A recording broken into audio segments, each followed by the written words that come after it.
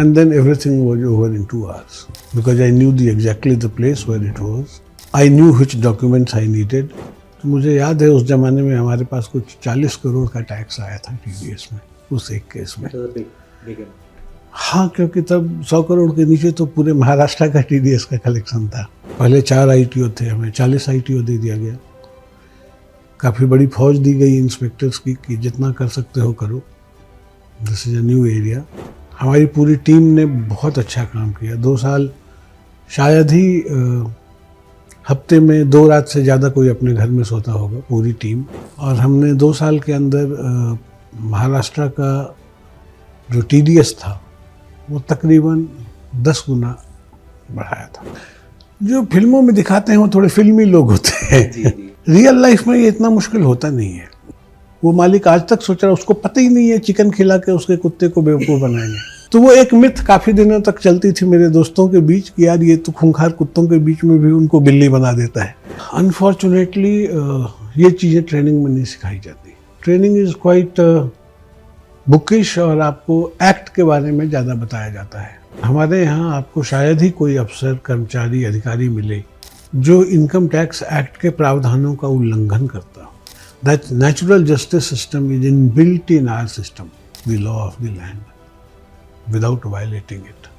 देश में विकास के जितने भी कार्य होते हैं उनके लिए अधिकतर जो पैसा इकट्ठा होता है, जो फंड्स चाहिए होता है, वो इनकम टैक्स डिपार्टमेंट उसका एक बड़ा हिस्सा गैदर करके देता है।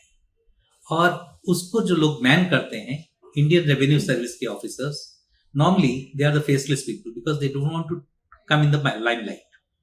आज इंडियन मास्टरमाइंड से ऐसे ही कुछ लोग बात करने वाले हैं, जिसमें मुख्य व्यक्ति हैं Shri Sudhanshu Shekhar Jha. He is chief commissioner of income tax Rajasthan, 1991 batch IRS officer. He is a multifaceted personality and he will be introduced to us by his batchmate, another very fine officer of 1991 batch, Ms. Renu Amitabh. She is Director General of Income Tax Investigations in Rajasthan. Very warm welcome to you, Ms. Amitabh. Thank you. I'll talk to you later, but before that, please introduce Mr. Jha. So, thank you. हम लोगों ने बचपन में school में एक कहावत पढ़ी थी, याद की थी कि सूरज के आगे दीपक दिखाना।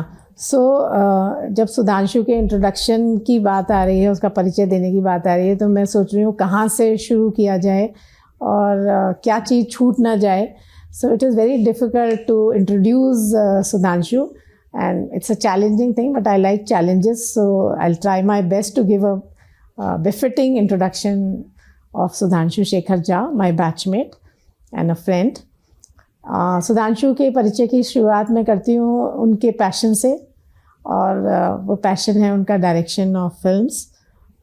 सो यू कैन अंडरस्टैंड कि उनका पैशन किस हद तक होगा कि मैं उनके व्यावसायिक ज़िंदगी, उनके प्रोफेशनल लाइफ, उनके काम के बारे में बात करने की जगह I am talking about his biggest passion which is direction of films. और उन्होंने आई थिंक 20 साल के लगभग रहे होंगे तब से उन्होंने फिल्म्स बनाना शुरू किया।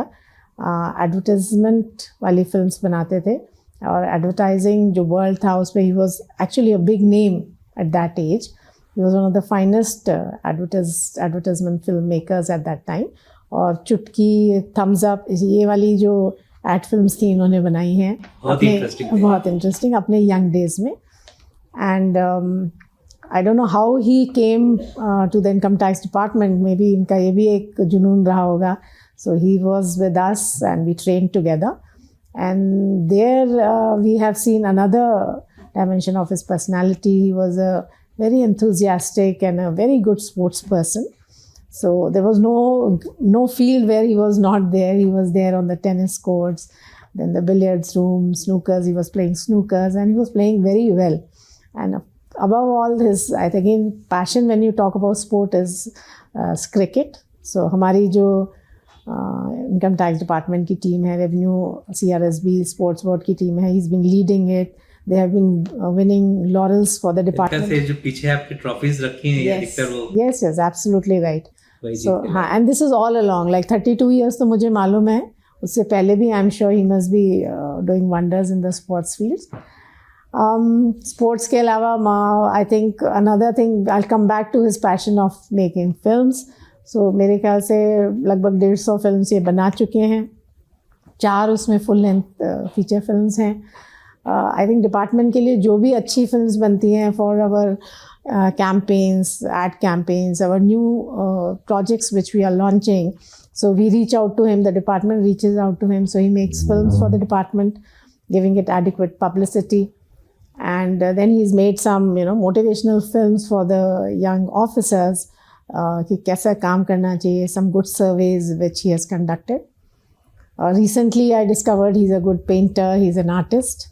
So I don't know, there may be many more things, maybe I'm also not privy to them. So a very, very creative person, a very good human being. And now I come to his professional life, that is he's an IRS officer of very high caliber, very fine officer. He's done very good work right from the beginning, I remember, because we are batchmates, so even though we don't meet very often, but we do hear stories and what is happening in their work life.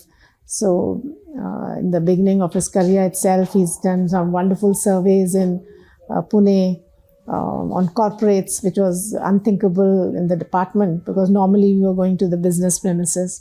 So he's created a record of sorts there also. So that was the beginning, and then a long, long journey of 32 years where he's worked in various areas and बहुत अच्छा काम किया है, got a good name for himself. And that, of course, you will get to hear when you talk to him in details. And last but not the least, he is the president of our All India IRS Association, leading it from the front, whatever issues are there. So he takes them head on with the people, the authorities, the higher ups. So I'm very happy to introduce my batchmate to Mastermind. So Thank over to you. so much, ma'am, and we'll also come back to you a little later. So let me first speak to Mr. Sudhanshu Shekhar. Sure. Thank you. A very warm welcome to you in Indian Mastermind Show, Mr. Jha. So I wanted you to tell our audience कि ये IRS officer बनते कैसे हैं और जब आपको ये interest आया सिविल सर्विसेज में तो उस समय आप क्या कर रहे थे? मैं जिस स्कूल से पढ़ा हूँ, स्कूल का नाम है नेतरहाट विद्यालय. उस स्कूल ने हिंदुस्तान को सबसे ज़्यादा सिविल सर्वेंट दिए हैं. ये झारखंड के रांची में है. झारखंड के रांची में जी. तो मैं तो दिल्ली यूनिवर्सिटी में ग्रेजुएशन कर रहा था जी. ऐसे एक सिविल सर्वेंट का ही बेटा हूँ, पर सिविल सर्विसेज करना दूर दूर तक मेरे दिमाग में नहीं था. I was happy with my ad films, documentary, short films.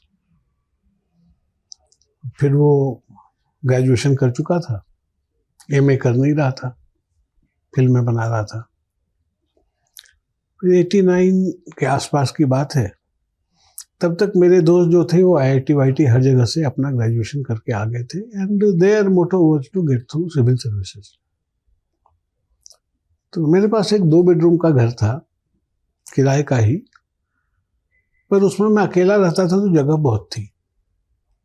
तो ये सारे लोग जो उन्होंने मेरे क्लासमेट्स थे जिन्होंने अपनी पढ़ाई फॉर्मल एजुकेशन पूरी कर ली थी, तो उनको रहने की जगह चाहिए थी और दिल्ली में रहना था क्योंकि सिविल सर्विसेज देना था. तो आ गए मेरे यहाँ. तो मेरे यहाँ एक प्रॉब्लम थी. प्रॉब्लम ये थी कि रोज़ शाम को कलाकारों का जमावड़ा होता था. हम काफ़ी क्लासमेट्स थे, चूँकि मैं फिल्मों से, ड्रामा से जुड़ा हुआ था, तो ड्रामेटिक लोग थे, वो लोग हमारे यहाँ आते जाते थे.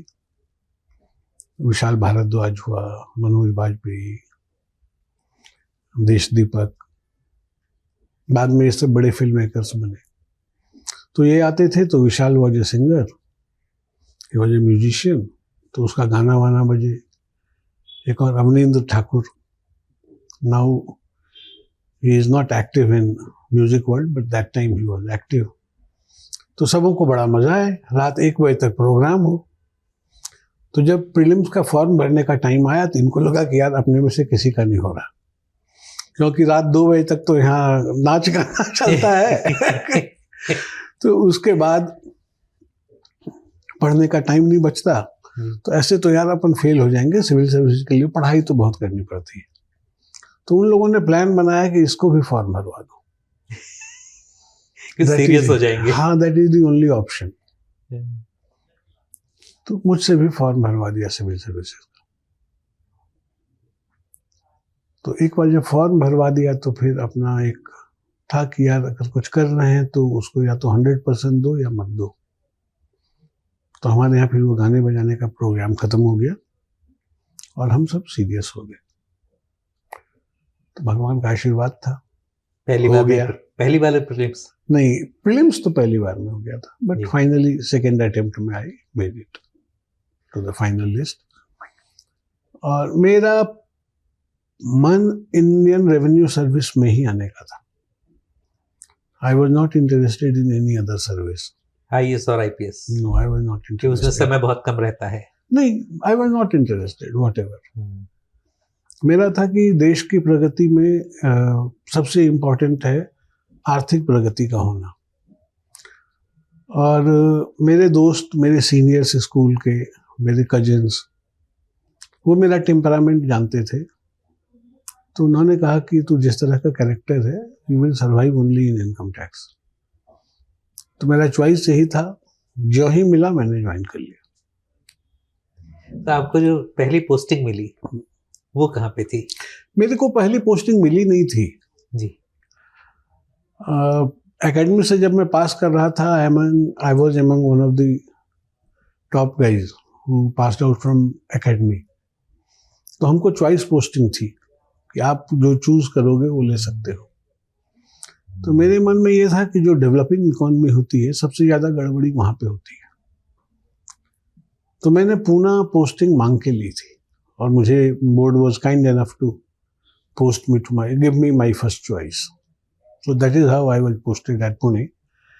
And one of the reasons why I chose Pune was because that time I didn't actually know what income tax was, because it had lots of corporate houses.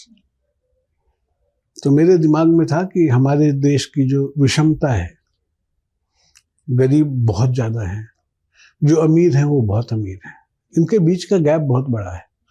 तो उसमें अगर मेरा छोटा सा कंट्रीब्यूशन हो सके उस गैप को मापने का, तो शायद जिंदगी सफल हो जाए।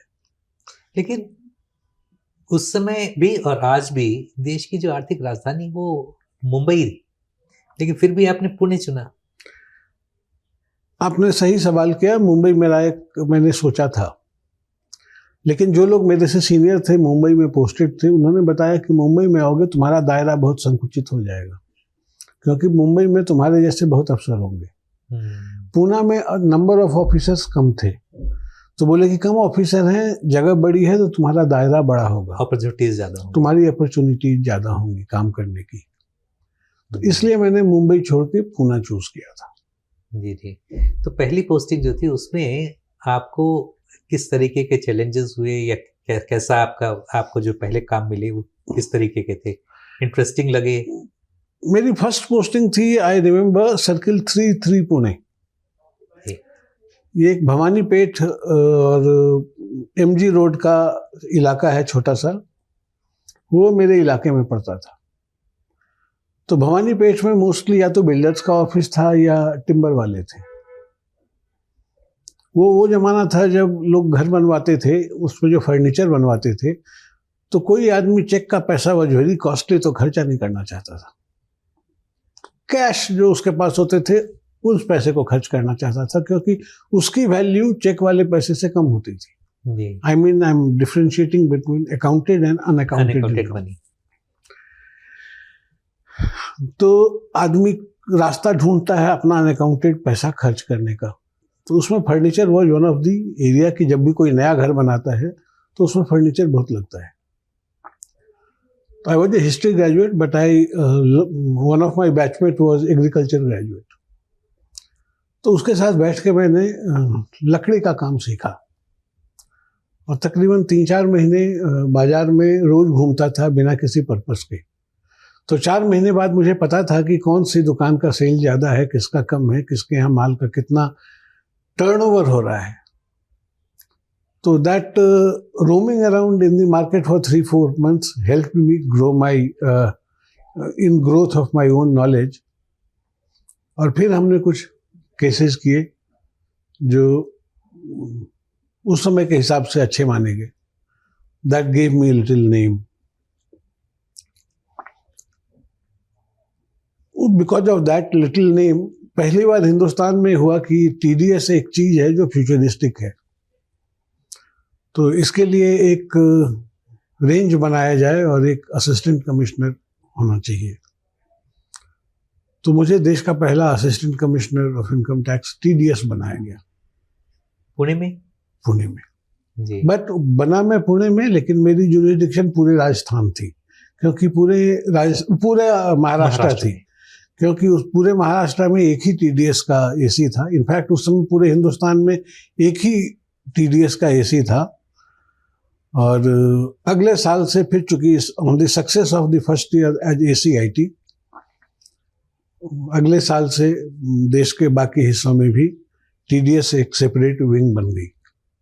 तो सुधांशु जी, जब आपने सर्विस में एंटर किया, the country was entering the era of globalization and economic liberalization. True. So as an IRS officer, how do you see that era, and what were the changes you were encountering, and how the country geared up to meet them? See, that was the time, 90s, when we opened our market. Right. The moment we opened our market and we made the compliances a little easier. So there was a lot of cross-border transactions started happening. Till that time, income tax was not good and properly equipped to handle cross-border transactions. So we had to learn it from the scratch. And the officers who took interest in it, they were able to train other fellow officers in handling those cross-border transactions. मुझे पता है एक giant थी.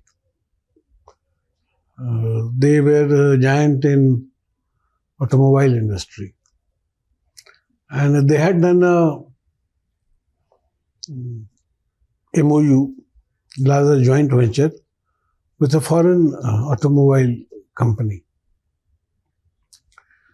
So what happened, the foreign company said that you don't have the technology, so we will give you the technology. We will also send you the entire parts. We will do only the assembling in India. That was, I think, the plan was made to take advantage of the excise laws, because excise on Indian manufactured automobile was much lesser compared to an imported foreign vehicle. Right. So to reduce the price for the Indian market, not because they had any love or affection for the Indians, but because they saw a huge market, emerging market in India, and they wanted to maximize their advantage. They didn't profits. They didn't want to. So now it had a flip side also. The planning was good, but it had a flip side. Flip side was that they were sending the parts of the automobile to Indian concern. But we didn't know how to assemble. So their experts were coming, helping assemble the vehicles. So they had to give that technical know-how. So there was a huge TDS on technical know-how fees. But that being a foreign company said that we don't want to pay any taxes in India. Why should we pay? If at all we have to pay taxes, we will pay tax in our parent country. So the heads of those two corporates must have sat together and they devised a plan. We will not charge you any technical know-how fees, but that fees we will load on the cost of the parts that we are exporting you. Right. And since they are going to be manufactured here, so you can get that credit. This was implemented. I am happy I was able to catch this.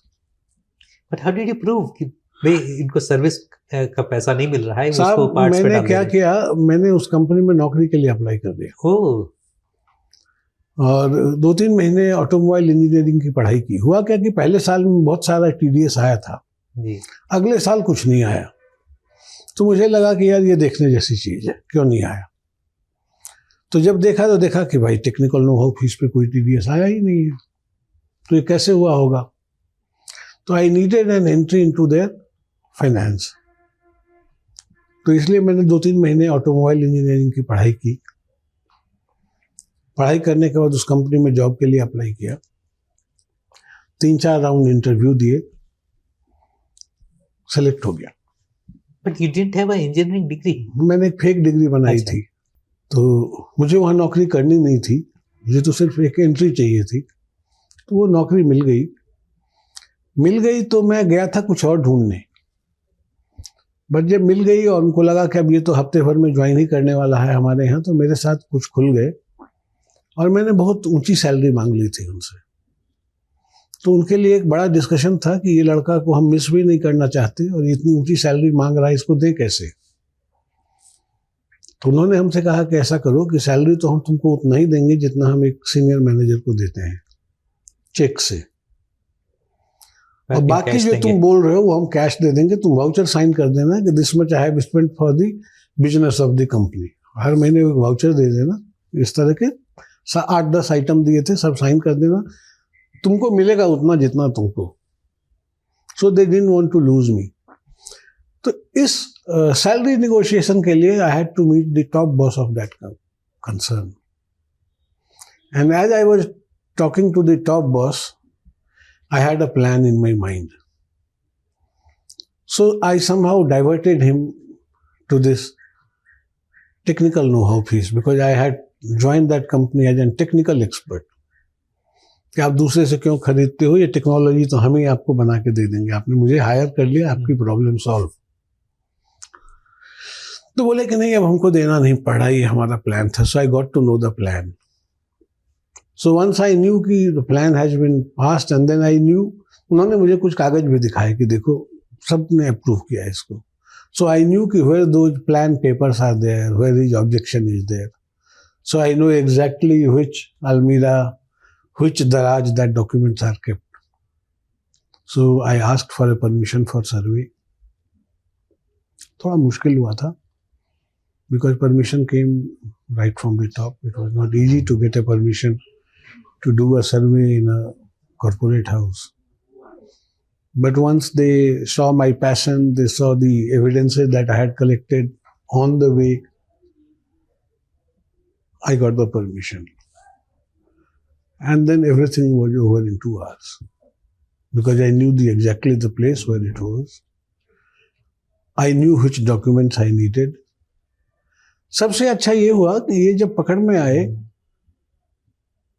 तो उन्होंने बहुत शराफत दिखाई। ये confessed हमारी जो अपनी Indian concern थी, उन्होंने कहा कि हमको ये मजबूरी में करना पड़ा क्योंकि हम चाहते थे कि वो फॉरेन कंसर्न हमारे यहाँ आए, तो उनकी ये शर्त हमको माननी पड़ी। हमने नहीं किया था ऐसा पहले, लेकिन अब उनकी समझ में आ गया है,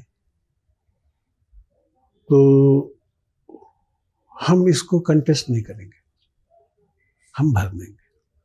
हमने तो पहले भी भरा था, हमें आज भी भरने में तकलीफ नहीं है। तो मुझे याद है उस जमाने में हमारे पास कुछ 40 करोड़ का टैक्स आया था TDS में, उस एक केस में। Big amount. हाँ, क्योंकि तब 100 करोड़ के नीचे तो पूरे महाराष्ट्र का TDS का कलेक्शन था, तो एक केस से 40 आ गया तो वो बहुत बड़ा जंप हो गया। वंस आई अंडरस्टूड दैट ऐसी चीजें होती हैं, फिर हमने दूसरों के भी देखने शुरू किए कि उन्होंने क्या किया होगा, नहीं किया होगा। तो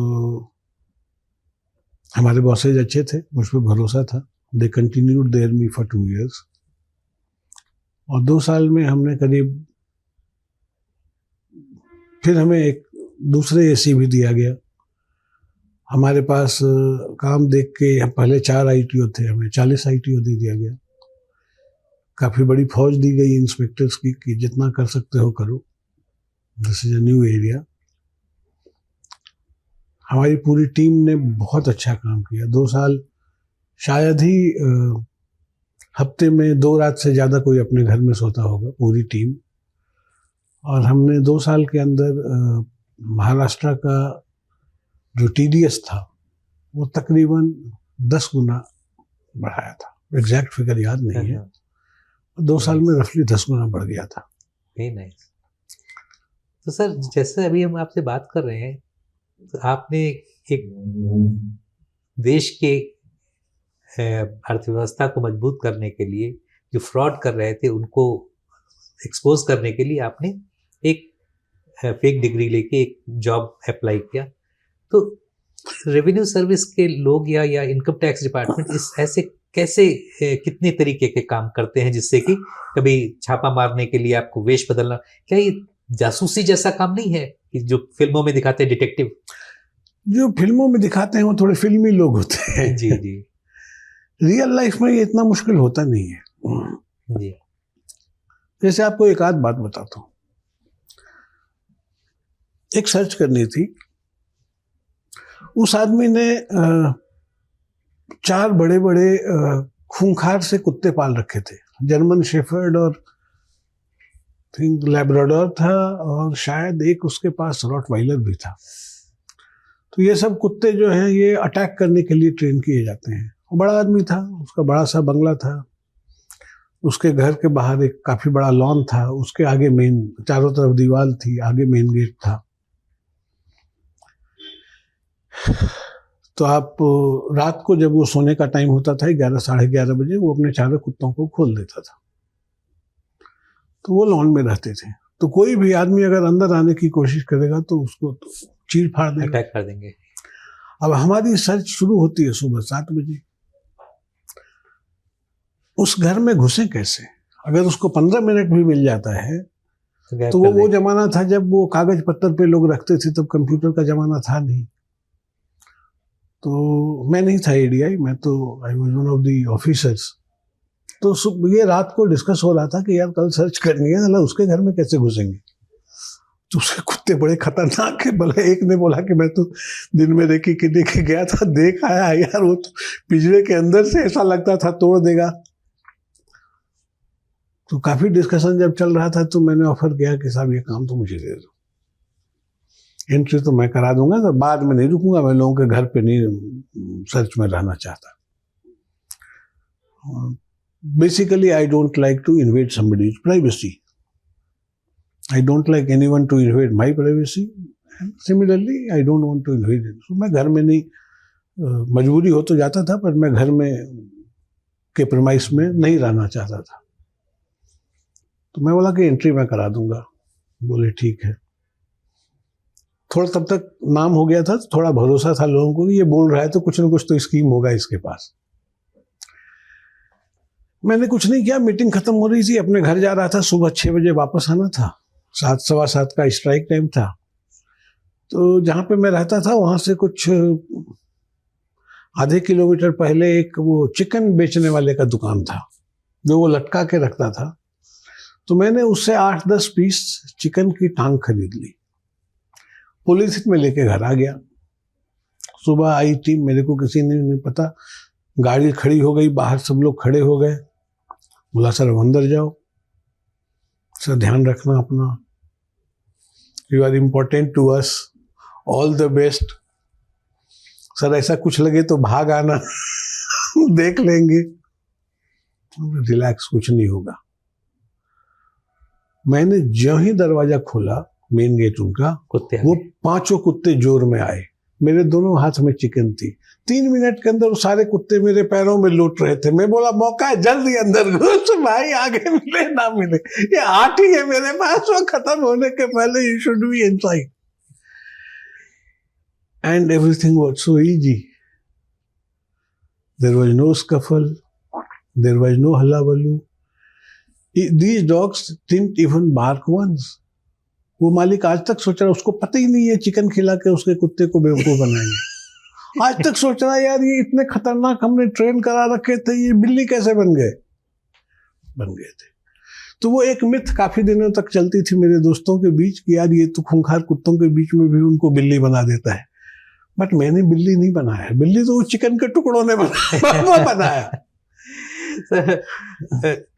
आपने जो फिल्में बनाई है उसमें शायद एक फिल्म कुछ ऐसी है जिसमें आपके ऑफिसर्स स्टूडेंट बन के या रिसर्च स्कॉलर्स बन के भी हाँ गए जाते हैं। तो इसीलिए मैंने कहा कि कुछ जासूसी टाइप के भी काम करते हैं आप लोग। देखिए, कोई भी आदमी 24 घंटा केयरफुल नहीं रहता। जब तक उसको ये महसूस ना हो कि उसके ऊपर कोई खतरा है, normally a person likes to feel that he is very safe. America की कहानी देख लीजिए, it became too confident of his security systems. उन्होंने सोचा ही नहीं कि कोई आदमी हवाई जहाज का पायलट बन के अपना जहाज को बम के रूप में यूज करके उनकी बिल्डिंग में घुसा सकता है। जी। अगर उन्होंने ये सोचा होता तो रोकथाम की व्यवस्था होती, बट ये उन्होंने सोचा ही नहीं। उन्हें लगा कि लोग प्लेन में जाएंगे, प्लेन हाईजैक कर लेंगे तो बॉम्ब लेके जा सकते हैं, we have enough security systems in place कि बॉम्ब ना ले जा सके। बट एक आदमी जिसकी फ्रिस्किंग में कहीं कुछ नहीं मिलता है, एक चीज आप समझिए, पूरा इतिहास आप पढ़ेंगे ना ह्यूमैनिटी का, no war has been won by equipments, brain. It has been, every war has been won by the valor of an individual. उसकी हिम्मत, उसकी ताकत, उसकी मेहनत, उसकी सोच से हुई। महत्वपूर्ण सोच है, बाकी सब चीजें सपोर्ट कर सकती हैं। हम हर चीज कंट्रोल कर सकते हैं, सोच को कैसे करेंगे? हमें पता ही नहीं वो कहाँ जा रही, कहाँ से आ रही। तो आदमी जनरली केयरलेस होता है, तो ये आसान होता है। उसके दिमाग में ये नहीं आता है, आएगा कि ये जो आया है हमारे यहाँ ट्रेनिंग करने के लिए, छोटा सा दिखने वाला लड़का, ये एक्चुअली हमको देखने आया है, ये ट्रेनिंग करने नहीं आया है। उसके दिमाग में नहीं आता। जब उसके दिमाग में नहीं आएगा तो उसको आपके ऊपर संदेह भी नहीं होगा। वो आपको खुद से बहुत ज्यादा कमजोर महसूस करता है या करना चाहता है। वो समझता है कि he is too big and too powerful and just an intern. And he just an intern. उस पर ध्यान देने की आवश्यकता नहीं है। ये जो हमारी मानसिकता होती है ना, हम बड़े दूसरे छोटे, हमारी प्रॉब्लम वहां से शुरू होती है, उसका फायदा उठाते हैं। जैसे कहानी भी इनविजिबल मैन की, कोई जो रोज आता है, चाहे धोबी हो चाहे जमादार हो, सफाई करने वाला हो, तो आपको लगता है ये तो डेली आते हैं, उसी के भेष में कोई आया। बिल्कुल। तो आप लोगों को हमेशा जिसके कहना चाहिए टैक्स चोर जो होते हैं, टैक्स चोरों से 2 कदम आगे रहना पड़ता है। How do you enter their mind, कि आपको कैसे समझते हैं कि ये कैसे कैसे चोरी कर रहे हैं? और 99% लोग जो होते हैं ना, उनके पास इनोवेशन नहीं होता है, वो स्टेटस को वाले लोग होते हैं, जिसको हम स्ट्रक्चर्ड रिस्पॉन्स कहते हैं। जैसे मैं एक चीनी की गोली यहां रख दूं और एक चूहे को छोड़ दूं, तो वो एक दिन चीनी की गोली खाएगा, बहुत ध्यान से देखेगा, चारों तरफ देखेगा, खाएगा। दूसरे दिन he will be little relaxed. Third day he will be, fourth day अगर मैं वो चीनी का ना रखूं फिर भी वो आके चारों तरफ ढूंढेगा, कहाँ गई, तो बेचैनी हो जाएगी उसको जब मिलेगा नहीं। तो 5वें दिन जब मैं वहां पे जहर की एक गोली रखूंगा तो वो सीधा आके उसको खा लेगा, मिलेगा यार। ये आदमी की कमजोरी होती है। तो 99% रेस्पॉन्सेज आर स्ट्रक्चर्ड। तो हम गेस कर सकते हैं कि जब हम ये कहेंगे तो उसका रिस्पॉन्स ये होगा। सो वी आर प्रिपेयर्ड कि हमको यहाँ तक ये रिस्पॉन्स आएगा, then we will get what we want. तो वहां तक ले जाना हमारी जिम्मेदारी है, बाकी काम तो वो खुद करता है। ये सब आप लोगों को जब आप ट्रेनिंग होती है सर्विस में एंट्री करने पे, तब आप सीखते हैं या ऑन द जॉब?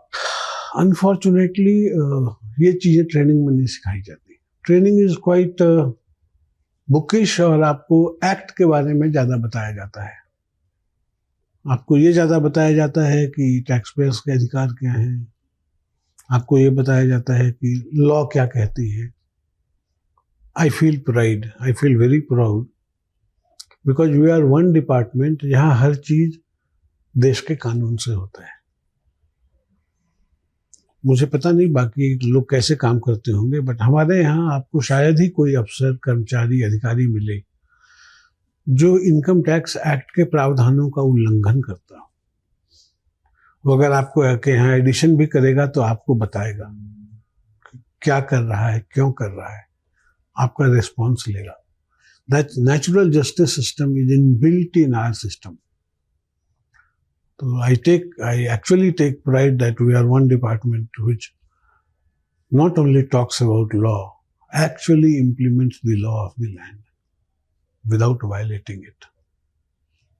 सर आप लोगों ने, आपने खास तौर पे जिंदगी में बड़े ढेर सारे केसेस किए होंगे, बहुत हजारों करोड़ रुपए का रेवेन्यू सरकार के लिए निकाला होगा, जमा किया होगा। तो कोई एक ऐसा केस हो जो आपको, आपके दिल के सबसे करीब हो, कि आपको लगे कि हाँ ये मेरा बेस्ट केस था? ये केस टैक्स बचाने का केस नहीं था जी। कि सिर्फ टैक्स लेके आना किसी एक इंडिविजुअल केस से उतना महत्वपूर्ण नहीं है जितना वॉलंटरी कंप्लायंस को बढ़ावा देना, कि आप कंप्लायंस को वॉलंटरी बढ़ाओ। एक ट्रस्ट थी, मिशनरी। मेरे पास एक टैक्स इवेजन पिटीशन आई कि साहब इन्होंने मेरे अकाउंट में 8 करोड़ रुपए डाले थे और मेरे से कहा था कि 6 महीने बाद तुम वो पैसे हमको वापस कर देना, 10% मैं उसमें से तुमको कमीशन दूंगा। तो पैसे तो पूरे ही वापस करना, हम चेक से तुमको दे रहे हैं, तुम चेक से ही वापस करना, बट कैश हम तुमको उसका 10% देंगे। तो साहब हमको 80 लाख मिलना था, इन्होंने 40 लाख दिया, बोला 40 बाद में देंगे। अब तो हमारा फोन भी नहीं उठाते। तो ये आदमी ठीक नहीं है। और वो जो 8 करोड़ रुपए इसको आए थे उसकी डिटेल उसने भेज दी थी।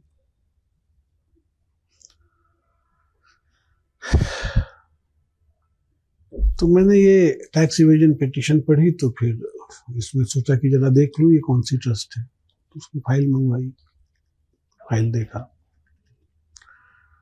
ये तो रिलीजियस चैरिटेबल ट्रस्ट थी, जो थी तो एक रिलीजन की, पर नाम उसको चैरिटेबल दिया था। तो चैरिटेबल ट्रस्ट को कोई टैक्स नहीं लगता, एग्जेम्प्ट है, दे कम अंडर एग्जेम्पशन। तो मैंने देखा कि जब उसके हिसाब किताब देखे तो देखा कि इनको साल का 2 से 2.5 हजार करोड़ रुपया बाहर से फंड आता है, विदेशों से, और चैरिटी करने के लिए आता है। तो भाई चैरिटी कैसे देंगे ये? तो हमने उस ट्रस्ट को गूगल किया। जब गूगल किया तो पता चला कि ये विदेशों में जाके बताते हैं कि भारत जो है ये भूखे नंगों का देश है। यहाँ लोग जो है, बच्चे जो हैं वो स्कूल नहीं जा सकते, वो भूखे पेट स्कूल जाते हैं तो पढ़ाई क्या करेगी। तो हम चैरिटी करते हैं, जो गरीब तबका है देश का, उनको 2 बार खाना खिलाते हैं, उनको स्कूल ड्रेस वगैरह देते हैं। मतलब उनके लिए हम सारा कुछ कर रहे हैं, चैरिटी करते हैं।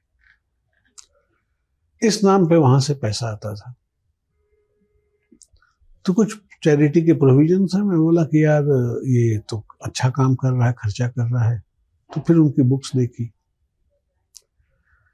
जब उनकी बुक्स देखी तो मैंने एक अजीब सा संयोग देखा। चैरिटी का प्रोविजन होता है कि या तो मैं डायरेक्टली चैरिटी कर लूं या किसी ऐसे आदमी को पैसा दे दूं जो वो चैरिटी वो करता हो। तो ये जो ट्रस्ट थी ये दूसरों ट्रस्टों को पैसा देती थी, क्योंकि 85% खर्च करना जरूरी है जी। और वो 15% से वो प्रॉपर्टी खरीदती थी जो बच जाता था। फिर दूसरे ट्रस्टों का देखा मैंने, वो भी यही कर रहे थे, 15% रख लेते। 15% से प्रॉपर्टी खरीदते थे, अब बाकी पैसा दूसरे ट्रस्ट को देते थे। तो जब मेज बनाने लगा तो ये 70-80 ट्रस्टों का एक बड़ा सा मेज बना मेरा। फिर मैंने जब 70-80 जमा किए तो मैंने देखा कि ये 10 लोग हैं, यही 10 लोग 80 के 80 ट्रस्ट में ट्रस्टीज हैं। ये 4 इसमें हैं, इनमें से 3 दूसरे में है, चौथा एक कोई तीसरा है, फिर वो 2 में इसके 2 है। परम्यूटेशन कॉम्बिनेशन बना के 10 लोगों ने एक 80-90 ट्रस्ट का मेज बना रखा था। पैसा तो एक ही से आ रहा है, एक ही सोर्स से आ रहा है, वो सब जो हाँ विदेशों से डिफरेंट टाइम पे, बट साल का एवरेज 2000 करोड़ इनको आता था। और मैंने जब सब ट्रस्ट को एक बना के देखा तो 2000 में से साल का 1500-1600 करोड़ की तो ये प्रॉपर्टीज खरीद रहे थे। सारी प्राइम लोकेशंस जो हैं इंडिया के, दिल्ली में सीपी के पास, चंडीगढ़ में भी किसी मेन लोकेशन पे। बोला कि जब सारे पैसे का ये प्रॉपर्टी बना रहा है तो ये चैरिटी में खर्चा क्या कर रहा है। तो एक चीज समझ में आई कि जो चैरिटी का खर्चा दिखा रहा है कि हमने वहां पर इतने कुएं खुदवाए, हमने इतने कपड़े दिए, पैसे तो चेक से ज्यादा दिखा रहा है। दिक्कत क्या थी कि जो प्रॉपर्टी खरीदता था तो प्रॉपर्टी में ये चेक का वैल्यू मिनिमम रखना चाहता था ताकि कैश, और कैश मैक्सिमम देना चाहता था। तो अगर 30% उसका चेक का वैल्यू है तो 70% कैश दे रहा है, वो 70% आएगा कैसे? वो आएगा कैसे? तो वो दिखाता था खर्चा कि हमने ये चैरिटी किया, इस पे खर्चा किया। और वो बोला कि हमारे सारे पेमेंट चेक से हैं, लेकिन जब हमने वेरीफाई किया तो देखा कि वो सेल्फ चेक थे। चेक किसी के नाम से दे के वो गया, वहां से कैश निकाल के ले आया। So once this I understood, I thought of going little deeper. तो जब और डीप गया तो मैंने देखा कि ये बहुत सारे ट्रस्ट भी खरीद रहा है। जैसे कोई एक एजुकेशनल ट्रस्ट है जिसके पास एक बहुत अच्छा कॉलेज है जिसका नाम हो गया है, तो उसके जो ट्रस्टीज हैं उनको कैश दिया जितनी वैल्यू है उस प्रॉपर्टी की, क्योंकि ट्रस्ट खरीदा नहीं जा सकता। ट्रस्टीज चेंज हो जाते हैं। हाँ, तो वो कैश देके उनको अलग किया, या उनके ट्रस्ट को डोनेशन दे दिया, जो जिसको कहा वो चेक से दिया तो उसका वो भी एप्लीकेशन हो गया।